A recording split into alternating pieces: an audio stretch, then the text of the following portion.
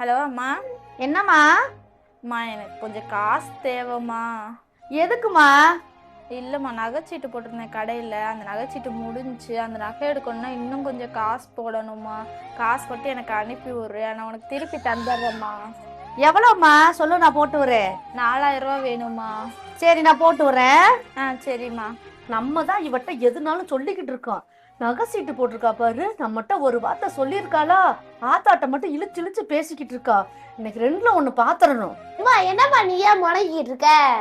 அடியே, உனக்கு என்ன தெரியும்? என் வகுத்தறிச்சலு. உன் அன்னிக்காரி இருக்கால, அவ நகை சீட்டு போட்டிருக்காளாமா. அவங்க அம்மாட்ட பேசிட்டு இருக்கா. அது கொஞ்சம் பணம் பத்தலையா, அம்மா காசு போட்டு விடுன்னு சொல்றா. அவளும் சரின்றா. அதான் இன்னைக்கு ரெண்டுல ஒண்ணு பாத்திரம் நினைச்சிட்டு இருக்கேன். நீ நகை சீட்டு யாருக்காக போட்டாங்கன்னு தெரியுமா? யாருக்காக போட்டிருப்பா? அவளுக்காக தான் போட்டிருப்பா. அம்மா எங்க அண்ணி எனக்காக நகை சீட்டு போட்டாங்க.